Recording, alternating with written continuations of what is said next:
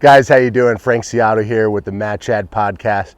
We're out here in an undisclosed location here in, well, let's just say Connecticut. I don't want to give away too many of my good spots. Just a great day for hunting. Thought we'd get out here into the woods and kind of show you a little bit more about my passion and you know why I really do it.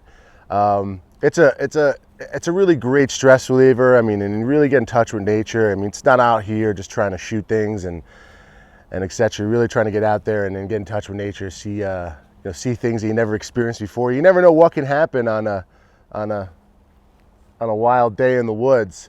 But in any case, I'm looking forward to taking you guys down a stroll with me and see what we find. You know, one of the reasons why I really love hunting, it was important for me to get in touch with, you know, the start to finish. So many people have other people do things for them in life, and you know, really get out there and to really, I mean, what a hunter, to really get out there and see where your food's coming from, how it lives. I didn't know it was you. I was a little worried. I had the mask on. I was a little worried. I ain't gonna lie, I'm a little winded. Just did some stuff. Did you? Did you do some tracking? Some maneuvers. I will. So today I thought I'd take out some of my friends with me, one being my good friend Shay here, to show them how to be a good, responsible, what are you wearing hunter. Dude, let me tell you something. I mean, we're gonna show each other how to be good, responsible. Are we going hunting hunters. in Afghanistan?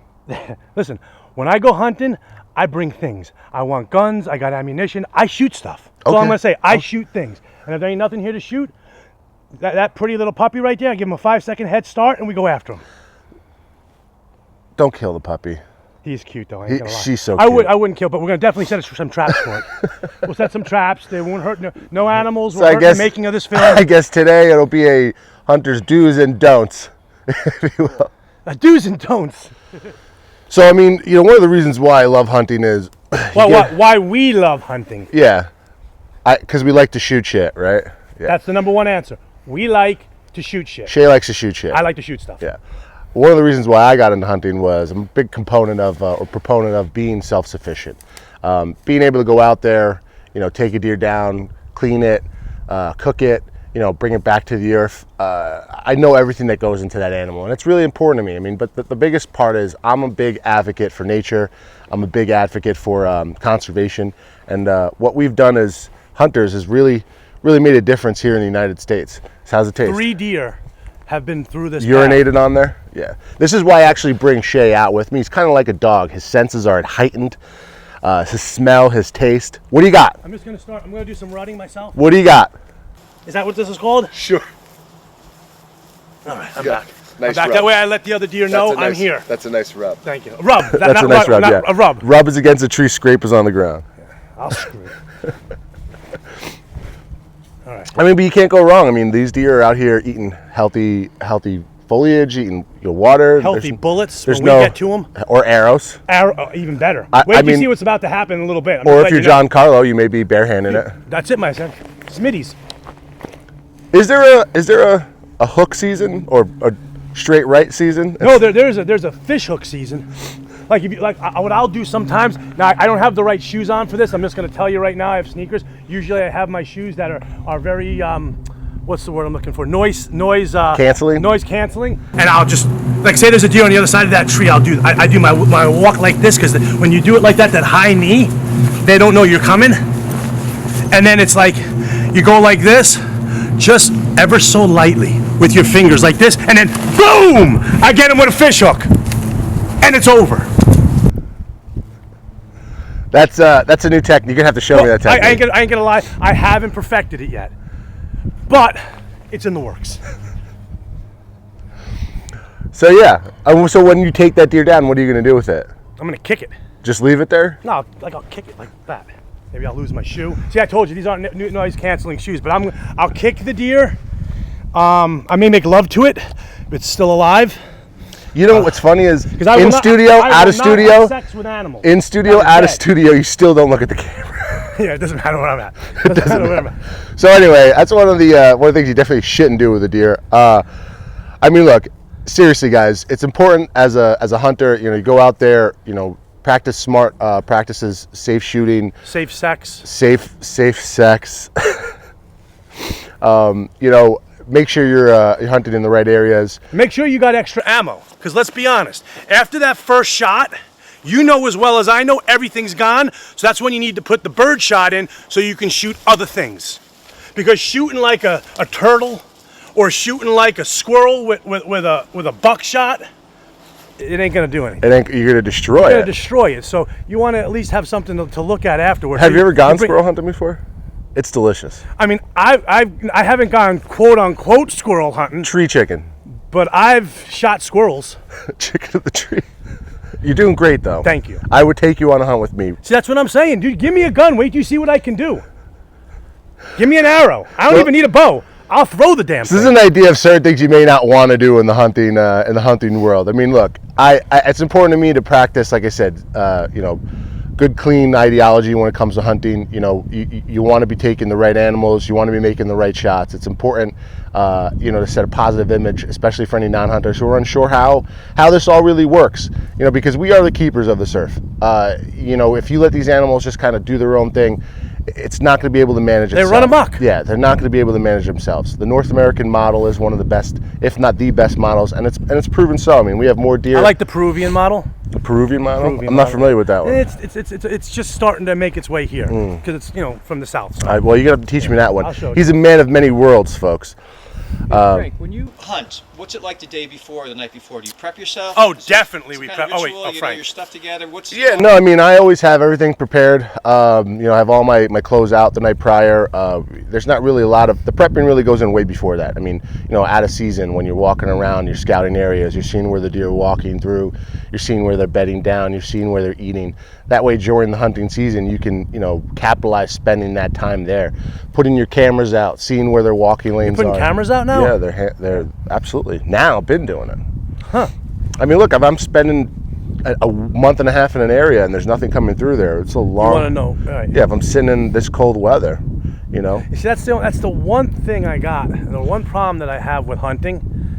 Man, it's cold. But nowadays they have the technology to keep you warm. I mean, these jackets. This jacket. Snuggling? No, it's got a heating pad in it. I'm a snuggler. It's got a heating. The thing's got a so you get the heating pad jacket and I get this. I brought you your stuff, right? Fine. No, this is partially mine. You get what you get, and you don't get upset. Good point. I didn't get a hat. I did get this though. I didn't want to mess up that hair. It ain't gonna get messed up. I trust mean, me. in your face. But I do as like well. this though. Frank, what goes through your mind when you have the deer in front of you and it's lined up and you're going for your shot? I mean, Kill without mercy. During the shot, I'm focused on making a good shot and putting the animal down as quickly as possible. With minimal suffering. With minimal suffering, if any. I mean, like I've said before, the deer that I took this year was 90 seconds or less. And I don't want an animal to suffer. That's not why I'm out there. Not out there to just kill something and watch it get hurt. I'm sustaining myself. I mean, the reason why I hunt, and I'm sure everybody has different reasons, but I want to be self-sufficient. I would love to be able... And you eat the meat? No, that's exactly what I do. Yeah. I mean, I take everything I can off of that deer, internal organs that I can eat, any other meat that I can eat. I mean, I'm out there to self-sustain for myself. Look at this. This is beautiful, and it's free. I pay for my tags. I find a great deer. I take it down. That deer's healthy. The meat is so nutritious.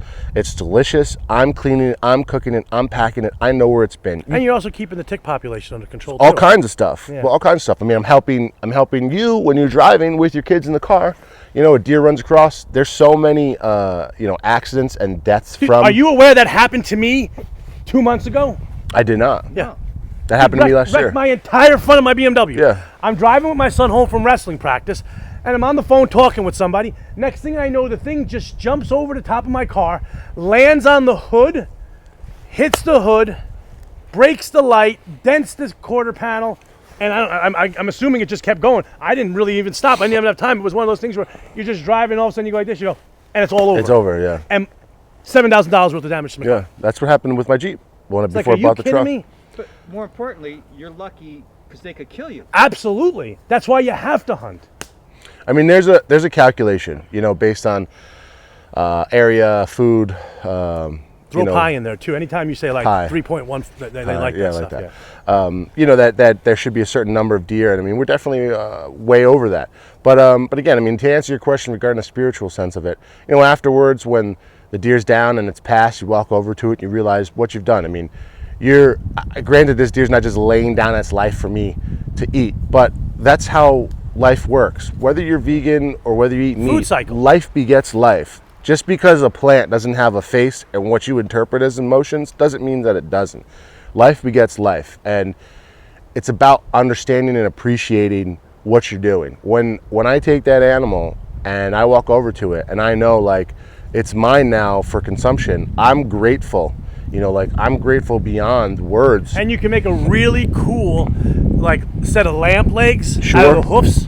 Sure. Like this. Or a coat rack. Coat rack or a gun rack. Gun rack is cool. Yeah, I like that. But feeding your family, feeding your friends. I mean, or like I have a friend who does an all raw diet for his dog. So any of the leftovers that I have that's not really good, I break that down, give it to him, and it's great feeding your friends and family like that. It's a good feeling. How long does a Is this question for me? last you? Thank you. How long what? How long does the food last me? Yeah. One deer. 2 months. I don't know why you're looking at me. Go ahead. Explain your rationale. The reason it lasts me 2 months is because I cut it thin. And when I say I cut it thin, I use those Ginsu knives and I cut that stuff thin. Like some pastrami, you know what I'm saying? Just like that. I use it for chili. We make some steaks out of the hock. The hock? Yeah, I don't know. You're struggling. I have no idea. I appreciate you trying to fake it till you make it, but it's not good. Deer usually lasts me, if I can maximize my meat on it, especially if it's not like a gunshot or there wasn't a lot of bullet shot around where I took it down, it could last me for a few months. Just qualify for the viewers. How many is a few months? Probably 2? There it is. I was right. 2 months, baby. 2 to 3 if I'm eating venison every day. I'd have to be eating venison every day. Otherwise, yeah. But you also give that stuff out to friends and stuff. Sure, yeah. sure. But I mean, And they leave it in their freezer for like, oh yeah, I'm gonna eat it. And then they leave it in their freezer for like 10 years, and they eventually throw that shit out like we all do. So far, 2 years. Yeah. So far, it's in there for 2 years. Exactly.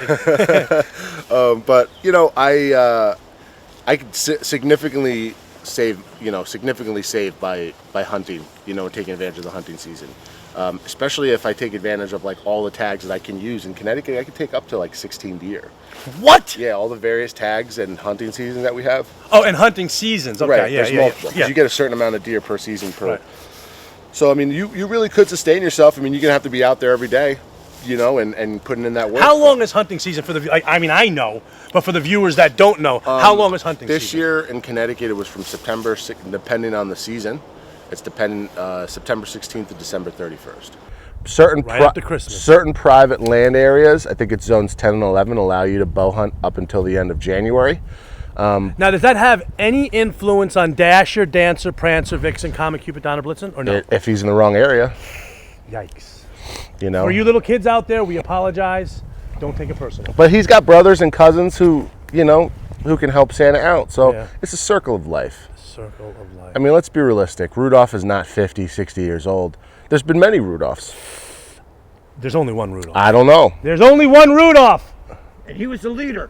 He was good. He's my friend, man. But I'll let him say it right now. One thing that I found out big in this year is in Connecticut, there's been a lot of... yes, there's been a lot of it. A lot of... excuse me. You tell me. There's been a lot of poaching in Connecticut. A lot of poaching. And it's really frustrating to me because Gets me mad too. You're doing the right things, taking the right steps, and all of a sudden you have people out there who aren't even taking the animals. They're just killing it, taking a picture and leaving it for dead. Or they're quit it, people, quit it. They're killing the animal and just taking the head for the trophy. It sucks. Despicable. Well, because it gives us a shitty name as a hunter. But I mean, that's a person who's not doing the right thing. He didn't pay for his tags, who doesn't have a hunting license, feels obligated to go out there and just do whatever he wants to do. And that's, how do they get away with this? I mean, look, if you go into that woods and you find the deer and you take it out and there's not an officer or somebody doesn't report it. Yeah, but can't somebody hear the gunshot? Maybe, but where does that come from? Yeah. You can't track that. Deep does what they can and they do a great job. And Deep, what is that? Is that like the bug spray? Oh, it's Department of Environmental. It's Department. Protection? Yeah. Yeah. Okay. I forget exactly what it stands for, but. The camera, Shay. No, he can't help himself. I'm so pretty. But I just. It's important. That's why, again, I know you guys are joking around or partly serious, but some of them are. Yeah, but not us. I hone in on it and I'm hard on it because it's not a joke. I mean, what we're doing here is we are the protectors of this land, and if we don't, they'll take it back. I mean, you're starting to see that today in the government, what's happening. I mean, we have these areas that are protected for us, like this land is your land, this land is my land, and it's up to us to be the stewards of this land. You know, how the animals are raised, how they live, how they're affected. It's important. You know, and you're seeing it across the United States. I mean, the issues you're having with coyotes in certain areas, the issues you're having with the reintroduction of wolves and how they didn't put a number limit on it, and now it's affecting certain things in a negative way. Everything's about balance, and if we as humans don't play, I mean, not to say play God, but if we don't play Mother Nature and balance everything out, there's going to be a severe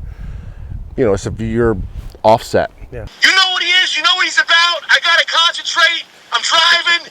Matt Shad Podcast. Like, subscribe, share. Now watch my guys go kill something. Kirk out. Yeah, baby. That was good. That ended up being perfect.